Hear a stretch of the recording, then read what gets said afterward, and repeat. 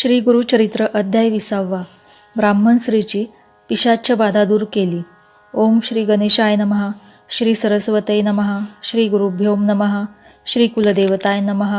नामधारकाने सिद्धमुनींना विचारले, महाराज, श्री गुरु नृसिंह सरस्वती योगिनींना आशीर्वाद देऊन गाणगापुरास गेले, तरी ते गुप्तरूपाने औदुंबर क्षेत्री राहिले असे तुम्ही सांगितले. त्याचा प्रत्यक्ष अनुभव कधी कोणाला आला का? श्री गुरु गाणगापुरास गेल्यानंतर पुढे काय झाले ते सविस्तर सांगा. मला ते ऐकण्याची फार इच्छा आहे. नामधारकाने असे विचारले असता सिद्धमुनींना फार आनंद झाला. ते म्हणाले, नामधारका, औदुंबराचे महात्म्य किती सांगावे. आजपर्यंत अनेक चमत्कार झाले आहेत. ते सगळे सांगणे शक्य नाही, पण त्यातील एक मोठा अद्भुत चमत्कार मी सांगतो, तो लक्षपूर्वक ऐक. शिरोळे नावाच्या गावात गंगाधर नावाचा एक ब्राह्मण होता. त्याची पत्नी शांत सरळ स्वभावाची होती. कशास काही त्यांना कमी नव्हते, परंतु त्यांना एक मोठे दुःख होते. त्यांना झालेला मुलगा जगत नसे. एक पिशाच्य त्यांना झालेल्या मुलाला मारून टाकत असे. त्यांना 5 पुत्र झाले, पण त्यातील कोणीही जगला नाही. त्यामुळे ती ब्राह्मण स्त्री अतिशय दुःखी होती. मुले जगावीत म्हणून त्या दोघांनी अनेक नावासयास केले, व्रत उपवास केले, अनेक देवतांची आराधना केली, पण कशाचा काही म्हणून उपयोग झाला नाही. त्यामुळे ती पत्नी अतिशय निराश, उदास, दुःखी असत. आता यावर काय उपाय करावा?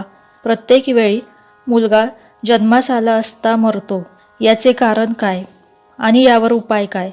असे गंगाधरांच्या पत्नीने त्यांच्या गावातील एका ब्राह्मणाला विचारले. त्या ब्राह्मणाने त्यावर बराच विचार केला. त्याने अंतर्ज्ञानाने सर्व काही ओळखले. मग तो तिला म्हणाला, तुझे पूर्वजन्मातील कर्मच या दुर्भाग्याला कारणीभूत आहे. पूर्वजन्मी तू शौनक गोत्रातील एका ब्राह्मणाकडून ऋण घेतले होतेस. त्याचे कर्ज तू फेडले नाहीस.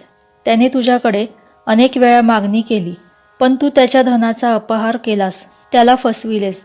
तो द्रव्यलोभी होता. शेवटी त्याने पैशासाठी प्राण सोडले. त्याच्या मृत्यूला तूच कारणीभूत झालीस. त्यामुळे तुला दुहेरी पातक लागले.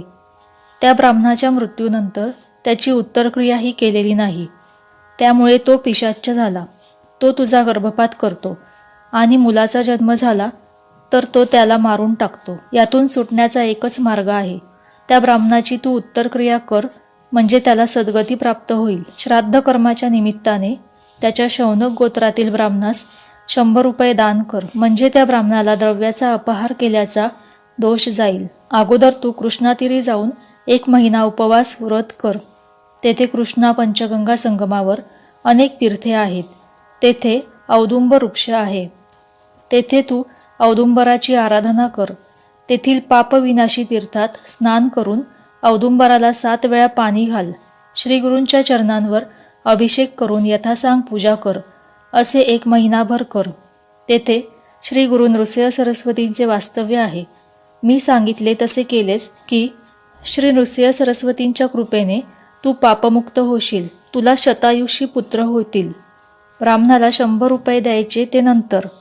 ही सर्व कर्मे त्या ब्राह्मणाच्या प्रित्यर्थ करायची आहेत. यामुळेच तुझे सर्व दोष जातील. तुझ्याजवळ धन नसेल तर तू चिंता करू नकोस. तू मनोभावे श्रीगुरूंची सेवा कर. ते कनवाळू आहेत. ते पापमुक्त करतील. हे ऐकून त्या ब्राह्मण स्त्रीचे समाधान झाले. मग ती औदुंबर क्षेत्री आली. तिथे तिने संगमात स्नान करून श्रीगुरूंची पूजा केली. औदुंबर वृक्षाला प्रदक्षिणा घातल्या. याप्रमाणे 3 दिवस सर्व काही यथासांग केले.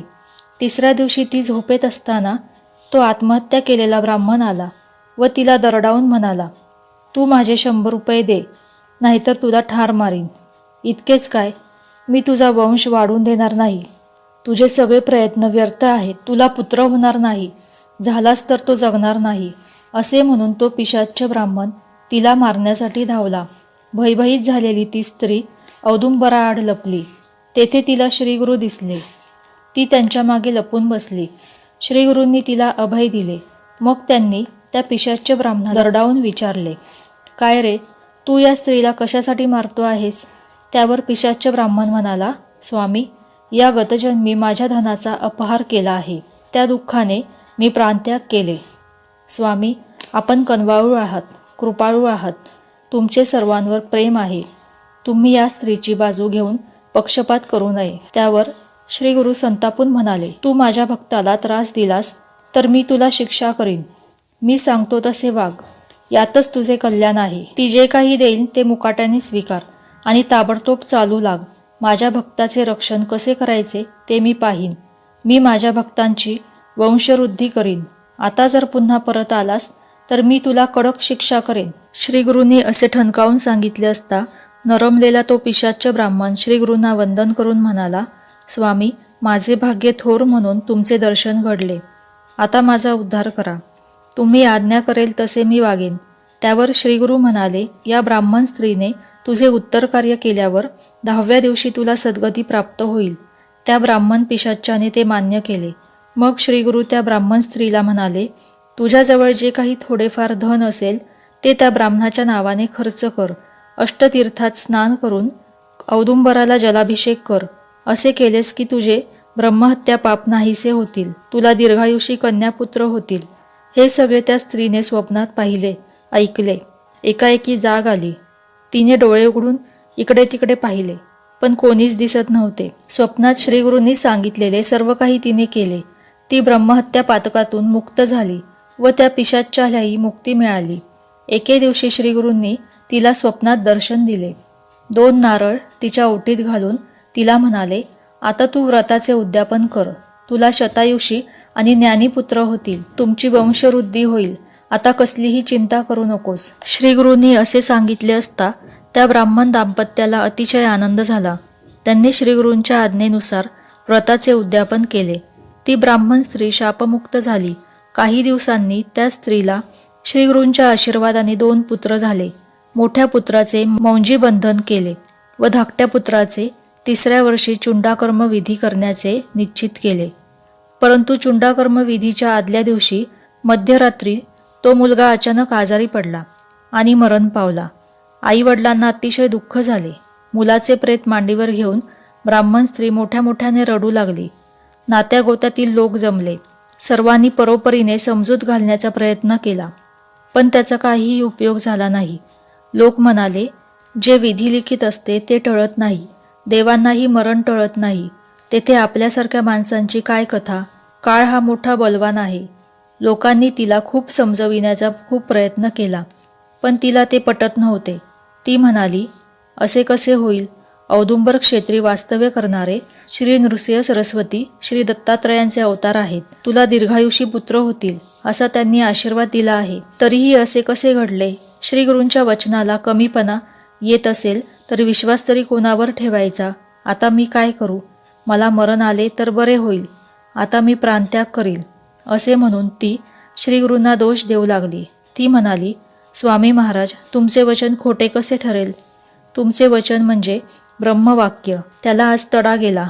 तुम्ही ध्रुवाला विभूषकाला वर दिलात, हे तरी कसे मानायचे. तुम्ही माझी उपेक्षा केलीत. वाघाला घाबरलेली गाय एखाद्याच्या आश्रयाला जावी आणि घात करावा, तसेच हे घडले आहे. रंजले गांजलेले अनेक मोठ्या आशेने औदुंबर क्षेत्री येतात, तुमची सेवा करतात. आता त्यांनी विश्वास कसा ठेवायचा. आता तुमची उपासना कोण आणि कशासाठी करील. असे बोलून ती अतिशय शोक करू लागली. प्रेताला कवटाळून ती रात्रभर रडत होती. अंत्यविधीसाठी पुत्राचे प्रेत देत नव्हती. आता मलाही जाळा असे म्हणू लागली. लोक नाईलाजाने घरी परत गेले. याच वेळी तेथे एक बालब्रह्मचारी आला. त्याने त्या स्त्रीला शांत करण्याचा प्रयत्न केला. इतकी कथा सांगून सिद्धमुनी नामधारकाला म्हणाले, नामधारका, तो बालब्रह्मचारी म्हणजे मनुष्यवेश धारण केलेले श्री नृसिंह सरस्वती होते. त्यांनी त्या स्त्रीला शांत करण्यासाठी जो उपदेश केला, मी तो तुला आज सांगतो. ग्रंथकार गंगाधर सरस्वती सांगतात, हे श्री गुरुचरित्र भक्तिभावाने श्रवण पठन करणारा मनुष्य शतायुषी होईल. या ग्रंथाचे परमश्रद्धेने श्रवण करणाऱ्याला कोणतीही शारीरिक व्याधी होणार नाही. झाली असल्यात ती तात्काळ नाहीशी होईल. हे माझे शब्द माना. अशा रीतीने श्री गुरुचरित्रामृतातील ब्राह्मण स्त्रीची पिशाच्च बाधा दूर केली नावाचा अध्याय 20वा समाप्त. श्री गुरुदत्तात्रयार्पणमस्तु. श्री स्वामी समर्थ. जय जय स्वामी समर्थ.